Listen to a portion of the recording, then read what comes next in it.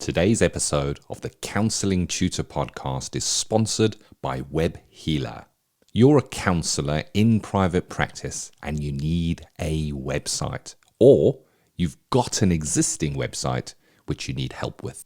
Web Healer are offering Counselling Tutor Podcast listeners, that's you, £100 off the cost of a website design and build. Now, Web Healers specialise in websites for counsellors and psychotherapists. It's what they do. And the Web Healer team provide a completely non-technical, done-for-you solution, leaving you to focus your time on your clients. Operating for 20 years, Web Healer are a trusted resource amongst counsellors when it comes to getting your practice online. So get the package details and claim your £100 off coupon for your new website by going to counsellingtutor.com/website. That's counsellingtutor.com/website. Hello and welcome to episode 331 of the Counselling Tutor Podcast. I'm Rory, and joining me today is Dorothy Hodgkinson, a graduate of York St John's University with a first-class honours degree in counselling studies. She's a coach, a mentor and a regular presenter of lectures in the Counsellor CPD Library. Today she joins us to discuss a lecture she delivered for the CPD Library on working with clients with life-restricting conditions and their impact on the therapeutic relationship. So with that said, let's roll the intro. Welcome to the Counselling Tutor Podcast, the must-listen-to podcast for counsellors, psychotherapists, and counselling students. Here are your hosts, Rory Oakes and Ken Kelly. Hello and welcome to episode 331 of the Counselling Tutor Podcast. Both myself, Ken Kelly, and my colleague Rory Oakes are delighted to welcome you. We've got three topics today, starting with ethical sustainable practice, where today we're going to be discussing ethical dilemmas in supervision. I almost want to put in a dun dun dun to that one. Ethical dilemmas, very heavy topic. We then go into practice matters, which Rory has teed up beautifully. You're going to be speaking to Dorothy, Rory, as you've introduced, on working with life-restricting conditions. And then we go into student services, where today we are going to be speaking about challenging stereotypes in counselling. So stick with us for the entire podcast and let's start it off with that ethical dilemmas in supervision, Rory. Yes, absolutely. Well, I think it goes without saying that ethics are the heart of our profession.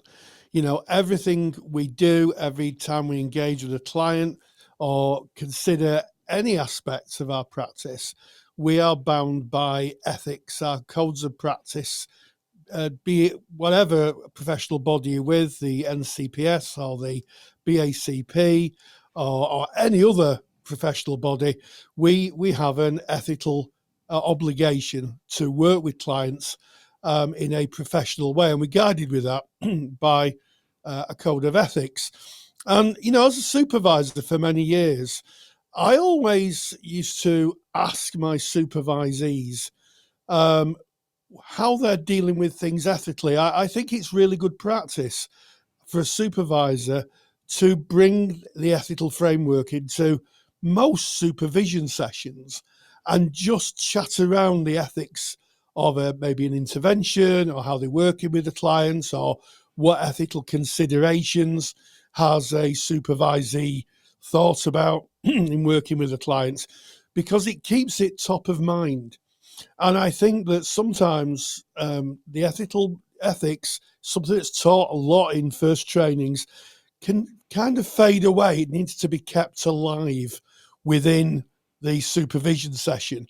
And I think that one of the really good practices of a supervisor is to revisit how supervisees ethically solve problems, because people may bring ethical problems or ethical dilemmas to supervision, but more than not, an ethical dilemma happens in the therapy room when the supervisor's not there.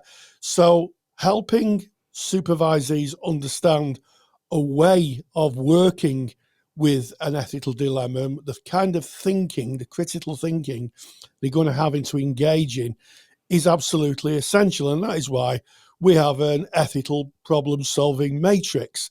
It's mentioned in the BACP Code of Ethics. Might come as a surprise to some therapists listening, but it's mentioned in the current iteration of the BACP Code of Ethics that all practitioners should have access to some kind of ethical problem-solving matrix. And I don't know about you, Ken, but in my practice, I found it invaluable being able to solve a problem by working through a matrix. Yes. And here's a definite. Yeah, it's a given. If you're a counsellor, a psychotherapist, you're in practice, you're seeing clients, whether you're in an agency or whether you're working in private practice, you're going to come across situations where you start asking questions around ethics, or you should. And you correctly referred to the ethical framework, Rory, that we read and that we should, and we speak often on the podcast, we should be reading over that on a regular basis just to remind us, because what we don't want is for an ethical challenge to pass us by and for us to not see it. Of course, that's why we have supervision, and a supervisor, as you've already mentioned, Rory, is going to be looking at your practice and asking questions that may unearth if there is any ethics questions that we need to be focusing on. So common discussions around ethics are around risk to harm to self and others. It may be dual relationship challenges where you're seeing somebody wants to see you or mentions somebody that you might know, and that starts becoming a little bit blurry. Mutual acquaintances. It could be around substance abuse. We've spoken about all of these topics in the past, but there's just some ideas of what can create an ethical dilemma. Of course, there's many other things as well. And then the question comes up, and this is kind of where we're focusing today, of when we do come across something where we go, oh, hold on a second, this may be an ethical challenge that has just come up right now in this session with this client.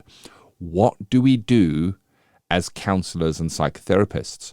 Now, we have access to a number of different roads, and I think it's important to discuss this first, that when we come up with an ethical challenge, we can speak to our supervisors, we can speak to our insurers. We've mentioned all of these before. We can speak to our ethical body. They will usually have a telephone number that you can phone and you can ask ethical questions of them. But ultimately, it's you as the practitioner that has to make a decision at the end of the day.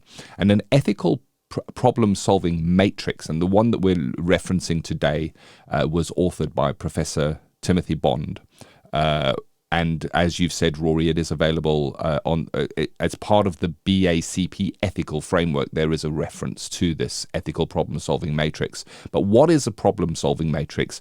Well, what it is not is answers to what you do if you get certain kinds of challenges or ethical dilemmas that may pop up. It does not answer those questions.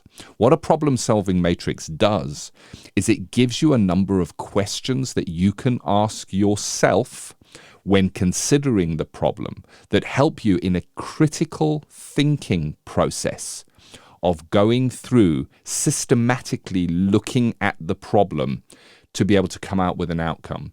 Because your outcome and the decision you made is the decision that you're going to stand by if a complaint is levied or if there is any question into this at a later stage. And you will need to show that you have taken a process to come to a decision, that it is defendable decision making. I can defend the decision I made because I went through this process to reach my decision, as opposed to it felt like the right thing to say at the time. Rory.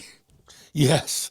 I mean, I don't think that'd go down too well, would it, in a coroner's court, where the coroner might say, well, how did you make a decision about this?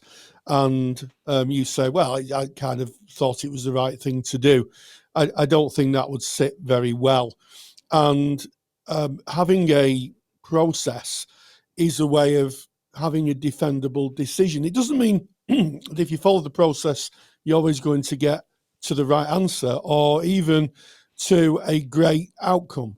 sometimes you could go through a decision-making process and the outcome may still not be great, but you've taken time to critically think about it and to have certain stop-off points where you might want to rethink your initial gut reaction. And I always think a good starting point for any ethical dilemma is to write down a brief description of the problem or dilemma. And I say write down because when you write something down, it just has a different tone to it. There's more investment, I find. I don't like writing personally. If I've ever had a ethical dilemma, I've always written it down and read it back to myself, because when you read it back, you can pick stuff up that perhaps you don't think of when you're actually thinking it through. So when you've written it down, the second stage, right, is to think about whose dilemma is it? And your choices here will be between, is it the client, the counsellor, or the client and the counsellor? So an example here is the client says, I don't know, I'm going to go home and hit my partner tonight. So your choices are, whose dilemma is it? Is it the client's dilemma? Is it your dilemma, or is it the client and the counsellor? And, if someone discloses that there's harm to others and you have a contract that clearly states you have to break confidentiality, then it becomes really the client, it becomes the counsellor's dilemma, really, because that means that that person has disclosed something that you're going to have to break confidentiality for. So once you've come to that conclusion, whose dilemma is it, you move to consider all the available ethical principles and guidelines. So first thing to ask yourself is, what codes and standards are available to you? So you'd look at the ethical framework. You might, if you're working for an organization, you might look at their codes of practices and their policies. What, if anything, does the law dictate? What actions are prohibited? What actions are required? And what are the people involved entitled by law? And once you've thought of those and you've come, again, I would strongly recommend writing down as you're going. Think about that. Now, if there's nothing in those sections that really impacts on what the dilemma is, in the absence of the direction, as we call it, you might think about consider beneficence, which is a wonderful word. So I've only ever come across it in an ethical framework, beneficence, which means doing the right thing. Consider non-maleficence, which is doing no harm. Justice, which effectively is doing the right thing. Is it a just thing to do? And respect for autonomy, respecting the client's autonomy. And then once you've gone through either the ethical principles or the guidelines, or starting with beneficence, non-maleficence, justice and respect, identify all the possible courses of action. And then I think, Ken, the difficult one is to think about what courses of action you take. You've now got the road you need to go on. Which road do you take to try and get the best outcome? Yes. So that is beautifully outlined, Rory. And if you're trying to write these down or thinking, how am I going to remember these? Don't worry, we've got a super duper handout for you where all of these questions are outlined for you. So you'll have that available, and we'll tell you where to get that in a moment. But I just wanted to kind of just recap on one of the things you've mentioned, Rory, and it's number one. It's the very first thing that we do when we have an ethical dilemma, and it's produce a brief description of the problem or dilemma. And you've said, Rory, you write that down. That's step one.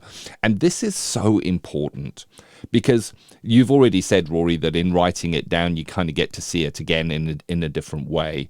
But also, in business management and in leadership, one of the things that is always suggested is understand the challenge first, clearly.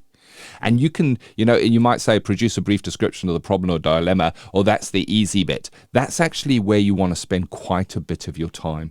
Really think about how can you, in one sentence or in a few sentences, outline what the actual problem or dilemma is. You don't want to go into I thought or I felt or anything like that. You want to keep it factual, and you want to imagine how would this sound if this sentence was read to a board at a complaints commission, or if it was read out in court with your defendable decision making. So spend a lot of time on that, describing the problem or dilemma. As you've already mentioned, Rory, step 2, and I don't want to go over them all again, but whose dilemma is it anyway? That's the second thing you're going to be looking at here. Is it the client's dilemma? Is it the counsellor's? Or is it the client and the counsellor? Now, here's the thing. If it is the client's dilemma, then there's very little reason for you to continue with the problem-solving matrix, because it is not yours or a shared problem with you and the client. So if the client says something like, I'm sorry I come late every time, I'm not very good at timekeeping, you may well have in your contract with that client that they need to be there at a certain time and you're there at that certain time, but it doesn't create a dilemma that you would need to solve. That sits 100% with the client, and you can kind of end that making process right there when the dilemma sits with the client. It is only when it affects you as the counsellor, when the dilemma sits with you, or if it is a shared dilemma between you and the client, that you would go on to considering all the variable ethical principles and guidelines and identifying the possible courses of action. And it's possible courses of action where you're going to select a number of different thoughts or ideas. And then we come to the bit that you handed over to me, Rory, and that's number 5 on the 6 points, and it is select the best course of action. This is not always the easiest course of action. It is not always an action that is going to give you a happy ending and a lovely, beautiful sunset. It can sometimes be really, really difficult.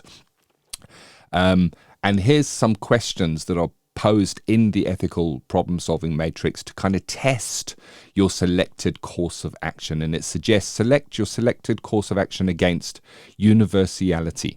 So would others take this course of action? So if you took 100 counsellors and gave them the same ethical dilemma, you gave them all the same information, the ethical principles and guidelines, and all the different possible courses of action, would most of those counsellors, in your view, choose the same outcome as you? That is universality. Publicity, and this is an important one. I go to this one often. What would your peers and what would the papers say? So if this was to make headlines, and many ethical dilemmas in the past have hit the headlines, and they usually kind of bring about some new legislation or new principles that we should follow. The Caldecott principles is a prime example of something that made it to the papers, and then was the Caldecott principles were brought into effect. What would it look like if this was made public to your peers or over the news? And I guess it says in the ethical problem-solving matrix, what would the papers say? But what would it look like on social media? I guess we live in a different world now where information can become public very, very quickly. And then justice. Have you done the right thing? And of course, you're weighing up justice when you're making your considerations anyway. But you go back. So there's almost a checking principle here. I say these are Number 4, identify all the possible courses of action I could take. Then I'm going to 5, select the best course of action. And then I'm going to put it through universality, publicity, what might that look like? And then justice. Is it still doing the right thing? And then, of course, is the last part, which is 6, and it's evaluate the outcome. Was the outcome what you'd hoped for? And sometimes, you know, we don't hope for these outcomes. Usually when we're sat with an ethical decision and a dilemma, when we're caught between a rock and a hard place, it can sometimes feel there is no happy way out of it. Have you considered all the relevant factors? And if you were to go through this process, would you do the same again? Would you select the same outcome, that same action? And that is Professor Tim Bond's Standards and Ethics in Counselling, London, Sage publication 2000, Rory. That was published. That is the problem-solving matrix. Very useful. Indeed, and I'm kind of struck, Ken, that we're recording this. The recording date is actually the 28th of February, and it's almost 25 years since Victoria Timberlake was murdered by her great aunt and uncle, or great aunt and her aunt's boyfriend. And I think it's really fascinating that this Tim Bond's ethical framework was published around about the same time, because for those people who would like to look up the sad life and death of Victoria Timberlake, 25 years almost to the day we're recording this, we'll see that other professionals failed to share information that could have saved her life. And the reason for that was they were caught up in confidentiality. We're not allowed to share information. No one can predict what may have happened if they had used this ethical problem-solving matrix. But I think that if that had been the case, we may have seen a different outcome. Who knows? But that is why it's important for supervisors always to mention this to their supervisees, because it could be a life-threatening situation, and this is why we had the Caldecott principles. The Caldecott principles were generated as an inquiry outcome from the sad death of Victoria Timberlake. So I think all professionals should use the ethical problem-solving matrix. But it just struck me 25 years ago, almost to the day we're recording this. So I think just to underline the importance of engaging with ethical problems and producing real defensible decisions, Ken. Yeah. And there it is, as counsellors, psychotherapists, you're going to have ethical dilemmas within your practice. Having this on hand is useful. It's in service of your clients. And if you want to get your copy, you can go to counsellingtutor.com, go to episode 331. That is today's episode. And we have a handout which covers ethical problem solving. It has the reference to the original author, Professor Tim Bond, and of course that was through Sage publication. There's the reference there if you want to go and get the original, but we kind of walk you through what we have discussed today. We hope that is useful for you in ethical, sustainable practice. And as we move out of ethical, sustainable practice, we go into Practice Matters, where we bring you the CPD section of the Counselling Tutor podcast, where we speak to experts in their relevant fields. And Rory, you've had another interview. You spoke to Dorothy Hodgkinson about working with life-restricting conditions. Yes, indeed. A lot of therapists will engage with clients who may have life-restricting or even life-ending conditions. And Dorothy Hodgkinson has done a wonderful lecture for the Counsellor CPD Library on working with life-restricting conditions and the impact on the therapeutic relationship. I caught up with her, and this is what she had to say. Today we welcome back Dorothy Hodgkinson, who first joined us on episode 290 of the podcast, where she discussed a lecture she delivers for the CPD Library on working with transgender people. She's back with us today to talk about her latest lecture, Working with Life-Restricting Conditions and the Impact on the Therapeutic Relationship, which I guess poses an important question, Dorothy. Are people with life-restricting conditions sometimes overlooked in counselling and psychotherapy? Totally. It's one of the reasons why I wanted to do the lecture, because I have several of the conditions that I mention in the lecture myself, but I also know family members or friends, acquaintances who have various different conditions. And there's a sense of invisibility. There's a sense of this doesn't count. A sense of, well, if I can't see what the problem is there actually a problem? And it makes it incredibly difficult, because for the person with the condition, do they then have to keep disclosing that they have that condition in order to access what they need to access? Or, there's all sorts of things that go with that invisibility. So, yeah, I think it is a big problem with these sorts of conditions.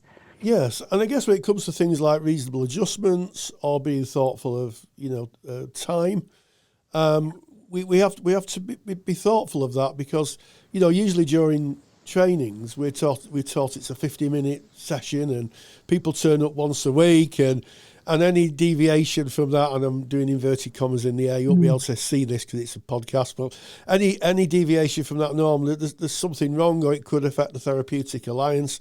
And I think if people are giving, if therapists are giving off that kind of idea, what do you think may be the impact on clients?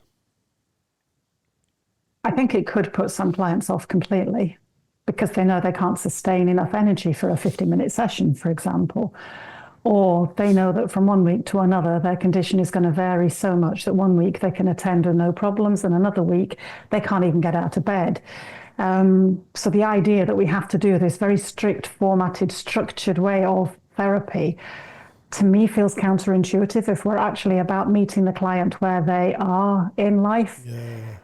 I think certainly from the person-centered perspective, for me, and I know I'm not a purist in the sense that some might be, but for me, to be person-centered is to be with the client, is to actually sit in their shoes, stand in their shoes, imagine what it's like for them trying to approach therapy. And if they can't make it every week at the same time for the same amount of time, part of what I cover in the lecture is how can we be flexible and creative in the way that we approach this?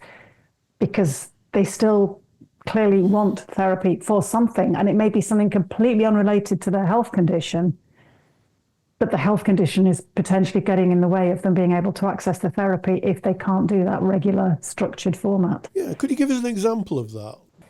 I think in terms of presenting conditions, it could be things like chronic fatigue, where some weeks you feel fine, some weeks you're absolutely floored for days on end. Sometimes it can literally change within the day. I think also, another one which I do refer to in the lecture is the issue of incontinence, which doesn't get talked about because it's embarrassing, it's shame-ridden completely. Stress aggravates incontinence. The stress of thinking, I'm going to see my counsellor for something that I know is going to be hard to face, hard to deal with, that increases the stress. By the time you arrive, you're probably going to have gone to the loo at least 3 times in the last hour, or half hour even. And you get there and you're supposed to sit still for 50 minutes without interruption, without deviation, to go with the game shows of old on TV. How do you sit there for 50 minutes when you're absolutely desperate for the loo because stress is impacting your bladder or your bowel? You can't. But the shame and embarrassment of saying, I'm sorry, please, can we just pause? I need to go down the corridor. And for the counsellor as well, it can be an issue if you're struggling with that as a problem. Can you make sure that you can actually hold out for the 50 minutes? Yes, that's it. That's interesting. That's an interesting thought, isn't it? Because as people get older, that side of their function. I speak from personal experience, Dorothy. I used to, when I supervised, I used to have to take a break after an hour, and I would contract for that, which kind of brings up, and then I come back for the other half an hour. Well, that kind of brings me to, I always think that the first time that our clients meet us isn't really face to face; it's on our listings or on our website. Do you think that what do you think that therapists should do to make their offer, if you like, more friendly to people with sort of hidden disabilities, or as you mentioned in the lecture, life-restricting conditions?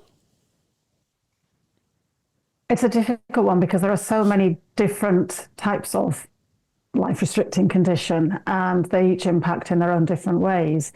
How could you possibly reflect that in a profile online that has a word count limit? And you're trying to demonstrate that you've done the core CPD stuff as well, that's sort of fundamental. So I think it's really difficult within the profiles to actually put something in that's going to be meaningful across the whole range. It's a bit like if you were looking at the LGBT world, how do you put something that's meaningful across all aspects of being LGBT? And it's about trying to focus in and hone in. So I suppose if you have particular awareness of specific life restricting conditions, Yes. then flagging that up as something that you have awareness of, I think could be potentially useful. And might encourage clients to approach you because I think, this person actually has named this, they know about this. They hopefully have some understanding of how this is going to affect me. But it's a challenge. It's a difficult one. It is a difficult one. I mean, I think one of the advantages of having a website, I hear what you say about word counts on profiles. Mm-hmm. They can be quite restrictive, can't they? But for people who have websites, there's nothing to stop someone doing a blog. You know, they could put their own blog up and they could talk about how they work with life-restricted conditions or aspects of LGBTQI plus issues. And, you know, we do know that clients do meet us on our profiles first. They do. Yeah, they do. And that's the thing. Whatever we might put on the website tends to be the secondary level that they might go to. It's the profile that hits first. Yes. So it's a challenge. I guess for me, it's once this lecture is out, I can include a link to the interview, to the lecture, so that there's at least a named reference, a written reference to life-restricting conditions, and then clients can think, I wonder if my condition comes within that. Maybe this is someone who might understand. But yeah, it is challenging. And as you say, things like blogs, podcasts, if there are counsellors who routinely do their own podcasts, they could invite individuals on to talk about different life-restricting conditions and gain more tread on the internet in that sense. But yeah. That sounds like a good idea. So if you are listening and you're thinking, how can I get more tread? I love that phrase. How can I get more tread, more traction, and meet clients where they are? Then that might be a useful idea. You are right. The profiles usually come up first before the blog, but I think a well-written profile may very well drive someone to the website. You could say, you know, I work with this. And if you want more information, I write blogs, and you can, click this link and all that usual call to action stuff, and people can see it. I think it is very interesting, and of course I guess it asks therapists, when we're in this mindset, it asks therapists to be more flexible. So, you know, things like hearing conditions, we've talked about kind of physical conditions. Well, hearing's a physical condition, but, you know, things like hearing, that links in really to the Equalities Act, doesn't it? Making reasonable adjustments. So, you know, what do you think the therapists have to think about when they're doing that kind of audit of reasonable adjustments? I think partly it's educate themselves first to raise their awareness, definitely. But I think with something like hearing loss, do we think about the speed at which we speak? And I'm conscious I'm slowing my speech down as I'm talking to you just now. There are times when I can gabble away at a ridiculously fast pace, and someone with a hearing difficulty is not going to hear more than maybe 1 in 3 words, if that, and it becomes just noise. And also the recognition with hearing loss in particular. With glasses, for a lot of us, that brings us back to more or less perfect vision. With hearing aids, we do not come back to perfect hearing. The hearing aid enhances the background noise as much as the voice of the person you're trying to listen to. Yeah. So it's recognizing actually it's not simply raise your voice or turn the radio lower or whatever it might be. You've got to think about the other things happening around it. I think things like visual impairments, are you thinking about trip hazards in your room? Do you have a rug because it's nice and soft and it's got a lovely calming colour scheme in it? Fine. But is that a trip hazard for someone who can't see properly? Yeah. And thinking about how's your furniture arranged, and do you change your furniture around to suit those clients who maybe need to pace and move to be able to cope and focus and prioritise what they're thinking about? But by the same token, if you've moved the furniture around and you have somebody with a visual impairment, are they going to get caught out by the fact they can't use the room as they thought because it's changed how it is set out? Things like the low chronic fatigue and a lot of conditions that create fatigue as part of their remit. Can you break the session up? Can you have a rest break part way through? And like with incontinence, can you allow the toilet break in the middle of a session? I was fortunate years ago, the counsellor that I was with, he was incredibly understanding, and we just kept pausing the session when I needed to race down the corridor. Yes. But are you willing to allow that kind of flexibility within the session? I think as well, things like arthritis, I noticed with clients in the past, to sit in the same position for 50 minutes can become agonizing as they seize up and stiffen up and the joints start to really ache. Are you okay if they move around, if they have to get up and stand and stretch and move in different ways? Maybe still carrying on talking with you, but are you okay to not sit in judgment of why can't they just sit still? It's only 50 minutes. It's not only 50 minutes when you're in pain. Yes. Same with the fibromyalgia. It's the same kind of problem. Yeah. You need to be able to move to ease the aching and the pain. Things like nerve damage, neuropathy. Again, can you allow for movement? Because if they're stuck in the same position, it's really going to potentially aggravate that nerve condition or the nerve pain. So I think it's thinking practically about how is your room set out? Do you restore it to the same kind of layout? Are there external noises that could interfere and cause problems? Sensory overload. What kind of color scheme is there? What kind of lighting is there? Can the lighting be dimmed if you've got someone who gets visual sensory overload? Those sorts of things. It's thinking outside the box a little bit. Not just what are you comfortable with, but what might other people be more comfortable with or less comfortable with. Absolutely. I think that neatly brings us on to a cohort of people who've been kind of terribly overlooked, I think, over the last, since I've been trained, since I started in counselling, which is 20 years.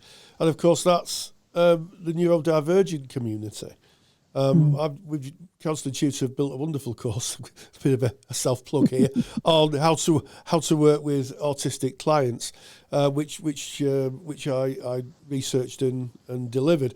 And one of the interesting things that I came across was that there were lots of reasonable adjustments that could be easily made to really help neurodivergent clients with things like certain things like ADH, I'm definitely dropping the D here, attention deficit, or other areas where they may not be able to sit still. And I think that's really important. And you talked about a couple of those. One was lights. What other things can we put in place to help those who are neurodivergent better access therapy? I have sort of like what we call fidget toys. I have a selection of those out on the table all the time so that if somebody needs to, they can. I think also things like walk and talk potentially can be a way of aiding that, because for some, they need to walk and pace to think and to reflect. And some of us might have very small counselling rooms where there's not a lot of room to walk. If we're able to, if the environment around us is okay for it, maybe walk and talk is an option to create the space for the person to walk. And also, a lot of people in the neurodivergent community find eye contact quite difficult. Yes. So whereas in the counselling training, we're encouraged to sort of make the eye contact and keep looking at the client, and it's like, but actually for somebody who struggles with that and feels very overloaded and overwhelmed by it, walk and talk, you're side by side, you're not getting that constant challenge of, oh, they're looking at me again, I can't cope with this. Yes. Yeah. And I think offering other creative ways of working, because not everybody finds talking the easiest way of processing what they're dealing with. And I think especially for the neurodivergent community, things like writing or drawing or some combination of those can make a big difference. So I have things like postcards, pens and paper, picture cards, and offering those as alternatives of look through the picture cards, see if there's anything that stands out, and all of a sudden they'll just go, oh, that's what that sums up what I'm thinking, what I'm feeling about this situation or this person, this relationship. Pen and paper, the postcards I love working with because we use it in so many different ways. Writing down how they think other people see them on one side. Yes. Flip it over. Okay, but what do you really like? They might be saying things that feel critical or nasty or judgmental. but who are you really? Let's find something that you can believe. The believability is important in that one. So don't put something far too optimistic that you're going to struggle to believe, but just doing that. And I've had clients come back and say, I carry that card in my pocket the whole time because I can pull it out and read the positive affirmation on the reverse. And it's like, wow, yep, okay, I can keep holding on to this. I also do something called an emotion spiral, where you can write a key emotion that you're struggling with in the middle, and then explore what else do you feel, what else is going on for you when you're feeling angry or hurt or whatever that might be. And then we do a second spiral, because the first one often ends up going downhill and you end up in the dark depths. So we do a second spiral, same thing in the middle. Okay, if we can interrupt how that's affecting you, what else might you be able to do? How else might you feel? And we start to spiral up, and then we use the second one to counter the first one. So having visual things, having colouring. I had a client who every session for about 6 sessions, 10 minutes was silence while they coloured. They just drew, freestyle. Every time we got to the end of the 10 minutes, they'd say, oh, I've just realised doing this has made me think about, and that's got me to whatever stage in reflecting on something. The last one was, I've just realised I'm a perfectionist. Simply from 10 minutes drawing in the middle of a session. But the drawing was what actually got to the depths. That's what got in. I mean, I've not tried music, but there was an interesting thing on Radio 4 yesterday, Radio 3, where they were talking about music and therapy and how music can connect to the depths of the emotions. Creativity, flexibility, the willingness to think outside the box, because people respond differently to different things. I think that's a wonderful notion, and I guess it brings me to thinking about that therapy is more art than science, really, isn't it? You know, lots of us do like theoretical based, and this is the theory, this is what happens. But actually, there's more art and philosophy in therapy. When I talk about art, I mean more abstract ideas than there is actual provable science, because everybody is so different. Totally, yeah. And I think that uniqueness is what's so important. And I know you said it on podcasts in the past. I say it with clients and other people. You see one neurodivergent person or one fibromyalgia patient or one whoever it is.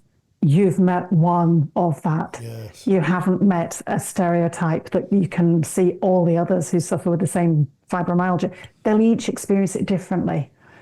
You meet one, you haven't met them all. Yeah, and I think that's a good idea for supervisors to keep in their mind when they're working with supervisees. I think, that's the kind of mantra I would have used, because it's quite easy if you've never met anybody that comes from a certain neurodivergence or ethnicity or sexuality or gender, then there may be a tendency to think, well, they represent the whole lot.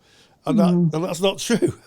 No, absolutely not. And I think it's so important, because I think often people meet one person that supposedly represents a group and think they know and understand everything about that group because they've met that one person. They can't possibly know. It's just not that simple. So what do you hope that people will take away from this lecture that you've produced? I think there's a variety of things. I think initially one of the things is know your own health and any conditions that you might have as a counsellor yourself. Research it, understand it, make the allowances that you need to for your own well-being, because if you don't get yourself in the best place, how can you be giving your best to your clients? So I think there's something about knowing and owning your own conditions, your own health, your own well-being. Plan for breaks, because if you are actually living with a life-restricting condition yourself, you're going to get tired more easily. You're going to get fatigued. You're going to find that the brain fog comes in, or the sort of distractions start to hit. So plan for breaks, whether that's between the sessions by having longer between sessions, or having a day off between the days that you're actually working with clients to allow that break and that recovery time. A friend of mine has a lovely phrase about self-care being a discipline that we ignore at our peril. It's not just the bubble bath and let's just relax and have some nice music on. It's an actual discipline of making ourselves go for the walk in the green space, do the meditation, take the time off, read the book that has got absolutely nothing to do with our work, but that we can get completely absorbed in. It's a discipline that we have to keep coming back to day in, day out, week in, week out. I think then it's also about role modeling acceptance, partly role modeling acceptance of our own conditions, if we have them, but also crucially role modeling acceptance of the client's condition. Because one of the things the client may be coming with is an inability to accept that this is what's going on with their body, with how their body functions or doesn't function. And they may be really wrestling and struggling with it. By us role modeling acceptance, that shows them that it might be possible for them to accept this. And if we can reframe it, look at it from different viewpoints. I think also just being reflective and open to working more flexibly and creatively in response to the needs and the challenges that that client is living with that may directly impact on the way the client sessions may go. And I think my final point would be advocate. You know me from last time, Rory. I'm very keen on advocacy. Speak up about this. Follow people who talk about it. Repost their posts, repost their blogs. Share the knowledge, but also in the client work, notice, recognize, acknowledge, and support. Because as we started at the beginning with the invisibility of so many of these conditions, if we can say, we see you, we hear you, we've noticed, we acknowledge it, we're owning it with you, the client feels less invisible. Well, on that profound observations, working with life-restricting conditions and their impact on the therapeutic relationship is available now in the Counsellor CPD library. And it just goes for me to say, Dorothy Hodgkinson, thank you so much for joining us again. Practice Matters is proudly sponsored by the Counselor CPD library. To access top quality, relevant continuing professional development for your practice that you can do at a time that suits you and all for less than the price of a cup of coffee, visit counsellingtutor.com. Massive thank you to Dorothy and of course to you, Rory, holding those all important conversations, bringing us the CPD from the experts. We now move on to our student services, where we recognise you, your students, and your formal journey to become a counsellor or a psychotherapist. And today in student services, we're looking at challenging stereotypes in counselling training. Over to you, Rory. Yes, well, I'm going to take you back to my training in my first residential on my diploma course. And one of the things we were asked to do, because we kind of didn't know each other very well, there were 17 of us on the course I took, was to meet up with a peer and sit and try and work out who they were by what we observed about them. And I was paired up with a peer called Jane. I don't know if she listens or if she's still practicing. Very fond memories of Jane. And we're having a bit of a chat. And she said, well, I experienced you, she said. And I wonder, are you the sort of person who watches Coronation Street and Pies? Now, for those people in the UK, they'll immediately understand what that means. It would mean that I'm a working class man. If you're living in another country, pies are a kind of low cost food, and Coronation Street is a stereotypical soap program about people who live in a working class area. And that's what she said to me. She said, do you watch Coronation Street and eat pies? And I thought that Jane was quite posh. And I said, do you like Italian food? And that's the stereotype. We immediately saw things that we believed were true about each other. But actually, we had an exploration of that in the skills session afterwards. And what happened was we actually found out a lot more. We had more in common than we might have actually thought. And stereotypes, I think, are something that humans naturally fall into. If we are, if we were in the in prehistoric times, we would categorize things that we saw to protect ourselves. You see a wild animal, you might say that wild animal's going to eat us, even if it's going to or not. I think we naturally do it. And I think part of growing as a person is to look at the beliefs we have and kind of test them out against reality. And stereotyping people can be, can be very demeaning.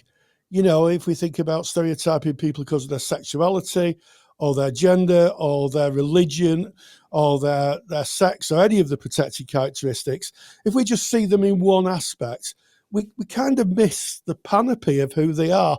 So it's really important that we challenge stereotypes, Ken. Yeah, beautifully said, Rory. And I like that you've built in that stereotyping or seeing stereotypes is kind of built into who we are. I lived in South Africa for some years, and when you see a snake in South Africa, you immediately stereotype it and go, dangerous animal, and you get out of there as quickly as you can. You don't take the time to see past the blanket term and see, well, maybe this is not a venomous snake. This is a harmless snake that's not going to do me any harm. So there's good reasons why we have that built in. And I think that stereotyping for me is not seeing an individual for the unique person that they are. It's putting some kind of a filter above that is not true. It's a story. It's a myth that we tell ourselves. And if you want to understand stereotyping really well, watch an episode of The Simpsons, where you will see that the characters within The Simpsons are purposely stereotyped to fit a certain kind of view, and they kind of satirized or comic made comedically stereotypical in those things. But when we're talking about therapy, we're talking about seeing the true person who is in front of us without any filters.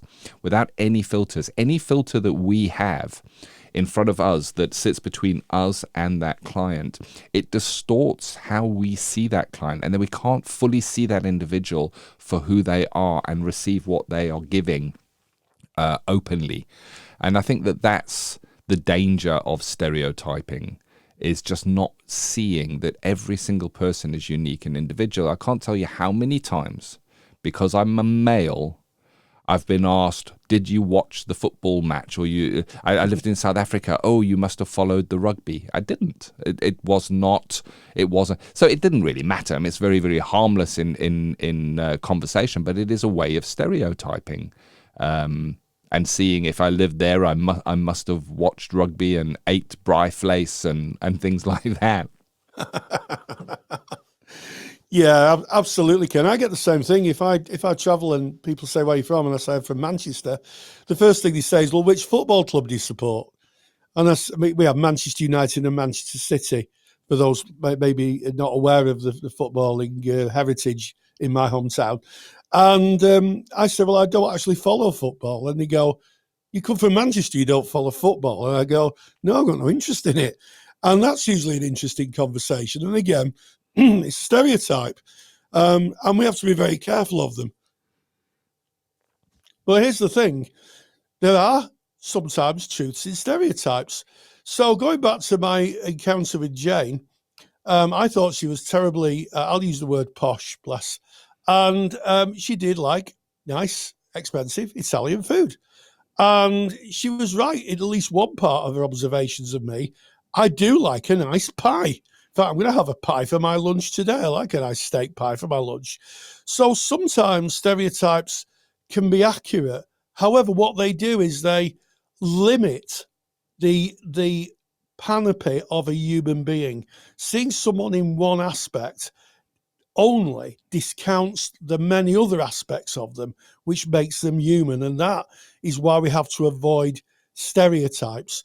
And the way to avoid stereotypes is really simple. Just get to know somebody. And, through the arc of my training, myself and Jane, we did a lot of skills very well. And it was interesting at the end, we were asked to revisit that exercise. And it was incredible to be able to talk relationally about how we understood each other's lives and our hopes for each other as we moved away from the course and moved into, I guess, our professional lives or just moving back into life again after training. And we saw each other through a very, very different lens. One which was, I think, more complete, one that really showed the humanity of each other, and one that's left, even today, very, very fond memories of that encounter. So sometimes there is truth in stereotypes, but they do incredibly limit the understanding of the other. It's a fascinating. I find stereotypes a fascinating subject because we all tend to do it, whether we admit it or not, I think. Yes. Yeah. And, I want to think about this a little bit deeper. And I don't know if I'm going off topic here, but let's say we do get to know an individual and we see how they might react in a certain situation. So if this is kind of in a friend-to-friend social situation, it's very different. But I think in counselling, we need to recognize that person may show up differently next time. That we cannot stereotype them based on the behavior that they might show in a particular session and predict that might be true going forward in other sessions. And I speak as a proudly autistic man, where there are certain times where certain situations may overwhelm me, and I may go into shutdown, I may go into a really traumatized state from very, very little happening, and that can play out again, and I have more energy, say, when I'm facing it the next time, and then it's completely different. So to think that, well, I guess what I'm trying to say here, I'm speaking from my own personal journey, is what I don't like is family members or people that know me quite well tiptoeing around areas that they think might trigger me or that I might have difficulty with. I get to make my decisions for how I am and how I show up and what my energy levels might be myself in those situations. I don't know if that makes any sense, Rory. It does. Yeah, you want people to see you as who you are and engage with you as who you are. And I think that's an interesting one. It's certainly one in practice. I mean, how many times during training where in the group supervision we might have met someone of a different faith position, and I've heard people saying, well, I didn't like to say anything about the religion in case I offended them, or I didn't like to say anything about the fact they've celebrated a religious holiday. They couldn't come to therapy because it was a religious holiday. I didn't like to say anything. And I think that sometimes withdrawing, which is I think what you're referring to, Ken, withdrawing from somebody in case you cause them offence is not really in service of a relationship. I think that sometimes we need to be curious, be respectful, see all aspects of people. And you're absolutely right. I think that people's lives are their own, and you don't want people sort of tiptoeing around you in case you get upset. Well, I certainly wouldn't, and that's what I'm hearing from you, Ken. Others may have a different view. So I think, when we're working with clients who may be very different to us, I think we need to do our own research. And, you mentioned autism, which is very, very topical at the moment, being talked about a lot in therapeutic circles. We need to do our research on it, or maybe do some training. And then, if someone brings something up like I'm running out of spoon energy, or I'm really struggling today, work with that, be curious with that, engage with it, because when you do that, you're working with the entirety of an individual, their totality. And when we stereotype, we're not doing that. Yeah. We're working with a small snapshot of who they are, and you can't have therapy in snapshots. You just really can't. Yeah. I think it comes into that unconditional positive regard, non-judgmental view of a person for who they are right there in that moment. And I remember Gandhi was speaking to a reporter once, and the reporter asked a question, and Gandhi answered the question. And the reporter says, "But hold on a second. A couple of months ago, somebody asked you something, and you said something completely different." And he says, "Yeah." And Gandhi said, "Yes, that was then, but now is now." And I think that stereotyping puts a label on someone, says they are a certain way, that is how they are, and doesn't allow that person to be the person they really are, that may change and develop and have different ways of showing up and different ways of being from time to time, just based on the here and now. And I think stereotyping takes away any perception of past or future and really brings the therapist into the only place that they should really be, and that is 100% present in the present moment with that unique individual that sits in front of them. Wow. Well said, Ken. And as Terence, I feel a little bit of Greek philosophy coming on right now. I can feel it urging up inside me. As Terence, the philosopher, said, I am a human. Nothing human is alien to me. And I think that's an incredible maxim for caring therapists, and kind of validates your position that, you know, people are who they are in that moment. Student Services is sponsored by Counselling Skills Academy. Can't tell you how many times Rory and I have heard counselling students say that learning skills and knowing that they're using them effectively is really, really challenging. The reason for this is because we don't get to see another counsellor using skills in a real live session. In reality, this means that we're asked to learn something that we can never see demonstrated in a real setting, and it's no wonder that many of us are left feeling unsure. If you want to see counselling skills used in real sessions by qualified therapists, so this is real sessions, real presentations, and real use of skills, then go to counsellingskillsacademy.com. There's some free videos on skills, including a full live session that you can have a look at. Gain the competence and the confidence of knowing you're using your counselling skills effectively. Just visit counsellingskillsacademy.com.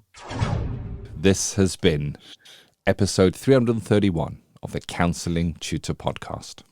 Yes, we started off with ethical sustainable practice, and we talked about discussing ethical dilemmas in supervision, why supervisors may find it a good idea to just go over ethical problem-solving matrices with their supervisees.